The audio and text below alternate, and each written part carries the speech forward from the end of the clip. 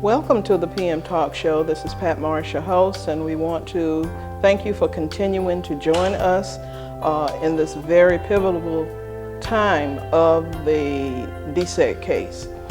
We decided that the NAACP decided that we wanted to come forth with some things that we know are about to happen that would concern both black and white parents, but mainly black parents. We want to first encourage you as parents to begin to come to the board meetings to find out what's going on, what's in the plans. We're looking at some changes being made that may be drastic to many of our kids, and we have some very, very serious concerns about those things. Some of the possible questions, and I'm reading because I didn't want to forget anything, and I'll come back and address those questions. Some possible questions are, since the plan, and I'm talking about the magnet plan, centers on magnet schools, my questions focus on the actual credibility of the magnets with regards to whether or not these schools are in the best interest of children, and I have to say all of our children. Number one, how do black kids perform in magnet schools versus traditional schools in this parish? Are we producing more academically proficient minority students in magnet schools or traditional schools? Number two, since the programs have been in existence longer than 4 years, how many black kids received IB diplomas versus white kids so far, and especially for this past school year? Number three, what has been the difference with regards to instruction between Woodland Park Communications Magnet and Parent Early Learning Center, Amite Elementary Magnet and Laranger Elementary? Number four, will the magnet schools remain the same even if they are not more effective for black kids than traditional schools? Other questions that I want to talk about is, the black community has always been suspicious that a plan was to eventually make Eastside a predominantly white school. Is this going to be the case? What is Hammond Junior High's predicted racial balance once all of this is complete? Number two, what exactly is a Montessori Leadership Academy, and how is it supposed to attract diversity more so than IB and Montessori?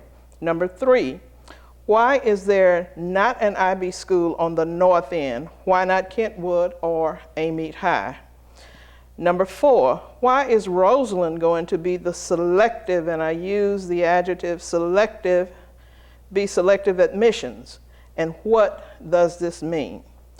There are two questions that are big questions, I believe, and they deal with rezoning of the schools that will be in place once this is complete. Number one, was there a shared decision-making process leading to rezoning? Were there community meetings as it was in the beginning? Why did that not happen to get the consensus or the feelings of the parents and the community leaders? Number two, exactly who decided on the rezoning lines, and were black stakeholders involved in this decision making? And I mean black stakeholders who have been involved from day one as opposed to upcoming. Now, when we go back to the beginning of the questions, how do black kids perform in magnet schools versus traditional schools in this parish? The answer to that is they don't.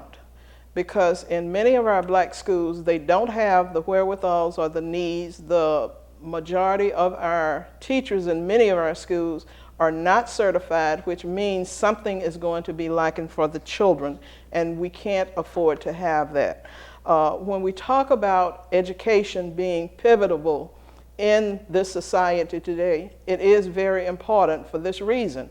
We want to make sure that every child gets an equitable education, hence the Moore case being filed soon to be 51 years ago, and we're still fighting for equity and equality. One of the things that we wanted to point out is this. In order to get equality, you have to give equality. And what I mean by that, if there's a school on the north end who wants to promote programs that's going to help low-performing schools, and I'm saying that because I know that there is one on the north end of the parish where 70%, I'm told, of the students there are not up to par. They're behind in where they should be, and that causes a problem. It leads to dropouts, it leads to jail time, it leads to a number of things that we're not happy to see happen with our kids, but where are we, where are the parents, where are you coming to the board meetings to voice what is not happening for your child? And as a result of it, you have 25% of our kids who we know, black and white, who will go to college, but we have a whopping 75% of kids who will not go to college. So what do you do with those kids? Do you just not prepare them to have a job skill, so to speak, so that when they graduate from high school, or if they don't graduate, they can get their GED, but yet they can come out with a skills trade that will give them a job, and maybe down the road they will see what it is they really need to do, and maybe later on go into college. And these are the types of standards that we're looking for in seeing this DSEG case settle. Since the programs have been in existence longer than 4 years, how many black kids receive IB diplomas versus white kids so far in last school year? We've been asking for those numbers for a long time, and we have not gotten them. We know that there have not been that many who have gotten IB diplomas. Why? These are the questions that we want answers to. Number 3, what has been the difference with regards to instructions between Woodland Park Communications Magnet and Perrin Early Learning Center, Amite Elementary Magnet, and Laranja? When you look at the schools in that number, which schools have the most to offer in these programs?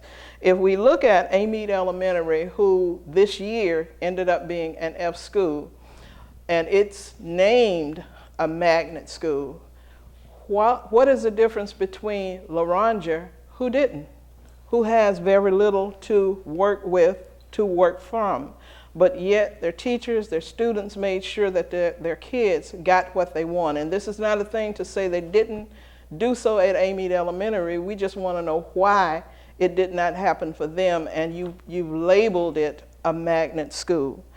Number 4, will the magnet schools remain the same even if they are not more effective for black kids than traditional schools? That's a question, again, that we want answers to.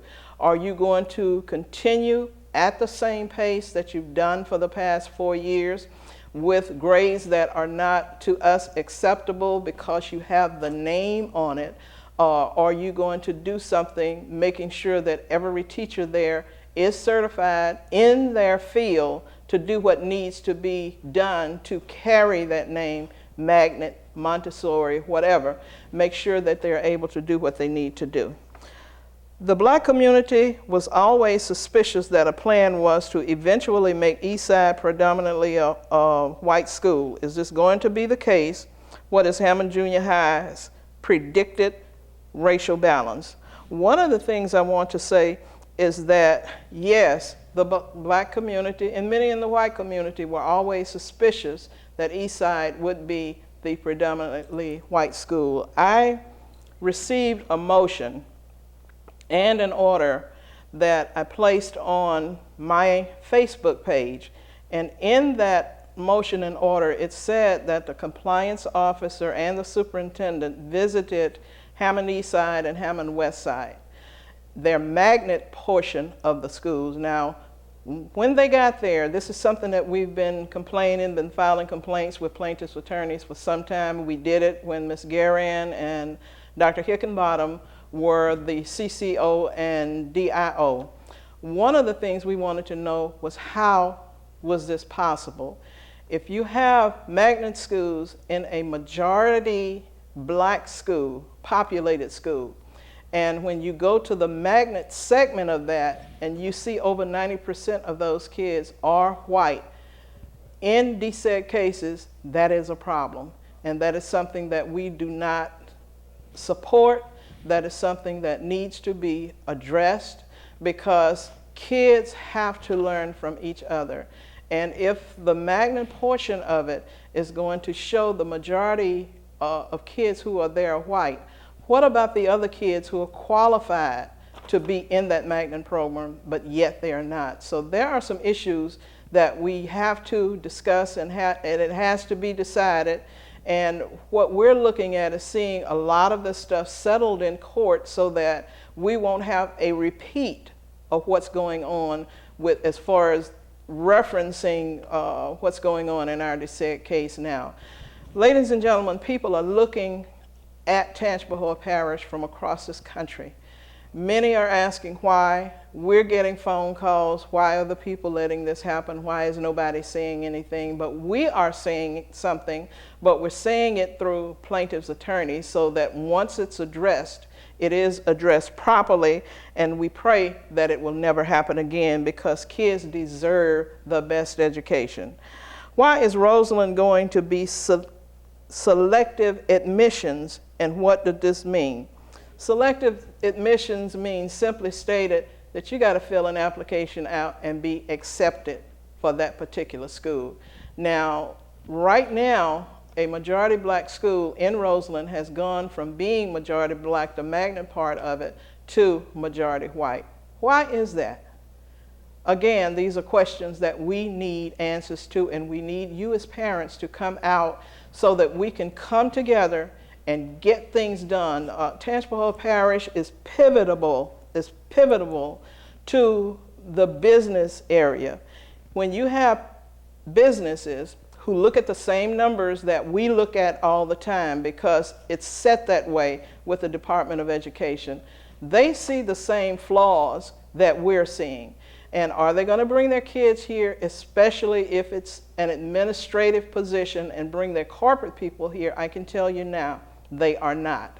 But if we can bring it all together and do what we need to do to make sure that what is going on is going to benefit every child in the Tangipahoa Parish school system.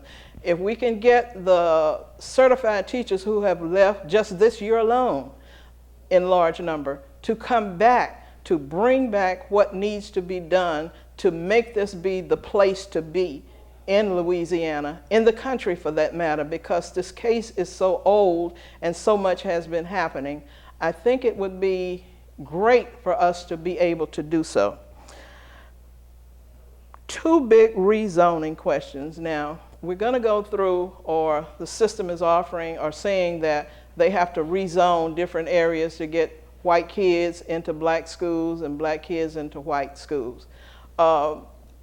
One of the things that the NAACP did when we were putting together what we call the People's Plan, one of the things we said that if you do what needs to be done as far as putting equitable programs in your schools, if you would make sure that equal access is there, the system will automatically rezone itself, because people will go to a school that would best suit their kids' needs. But nobody is going to go to a school if nothing is there, if what they need is not there. I look at Amite High School, and my kids graduated from Amite High School. I remember the 4x4 program that was there at one time, and for the life of me, I don't know why Mr. Allen got rid of it. And that's saying it as best that I can. But that program helped a lot of kids. One of my daughters is included in that number, who learned a skill before she graduated from high school, and she's working in that area now. And that helps a whole lot, because if I know that I'm not going to college, it would make me feel good to know that once I graduated high school, I can get, or I will have a skill. And that is something that myself and a few of the board members have been talking about for years. I think that would be a good idea to rethink and look at. Exactly who decided on the rezoning lines, and were black stakeholders involved in this decision making? I have some ideas of who made the plans, but I can't say it right now publicly. And I'm sure that there were a few stakeholders, but our thing with stakeholders, if you're not going to look at the whole picture of what is best for all of the children, then it's wrong for you to look at the picture to just settle for a few who wants things to go their way. That is not what desegregation is about. Segregation means that you're separate and apart. Desegregation means you're bringing things together so that the majority of the kids will get everything that they need. They will be prepared for the future. And this is what we want to see. We want to see kids who are prepared. And I'll bring this to mind because I talk about it all the time, and I am so proud of this young man who was a student at Independence High. Everybody always said, you know, Independence High is not going to have anything, nothing's going to happen. But this one young man proved a lot of us wrong. In it, he decided to take welding. When the school added welding to their curriculum, he decided to take welding. And long and short of the story is, when he graduated from high school, when he took that final welding test to see if he was qualified to become a certified welder, he scored the highest in the state, right there from Independence High. And to go a little further, I talked to Chief John Polito, fire chief in Independence, all the time about him. And I tell John all the time, I say, imagine what wouldn't have happened if this child's mind had been made up. Number two, if the system had not put a welding program there. Would he have been able to open his own company, which I'm told he has done now? And the group of seniors that graduated and became certified as welders, they are now welders, and they are working right from Independence. Can I tell you something, ladies and gentlemen? There are about 30 or 40,000 jobs just down the road past St. John Parish. They don't have welders for them. Imagine what it would be like, since this young man has opened his business, and I understand it's somewhere in Laranja or Independence, that he's opened his business and he could take on those same people. Or if somebody else got the certification and wanted to go to another part of the country or the state, because welding is a hot commodity right now. Imagine what would happen if the people had the skills, if the kids knew what to do and how to do it, and they were able to do it. These are the types of things that the NAACP is looking for. For kids, the 25% who are going to college, we know they're going to be okay. Our hopes are that they will be okay because they have what they need to do that. But our main concern is about the kids who will not have skills. We don't want all of our kids to end up in jail, end up in prison, end up on drugs. You don't have to do that, young people. You have an opportunity to be all that you can be.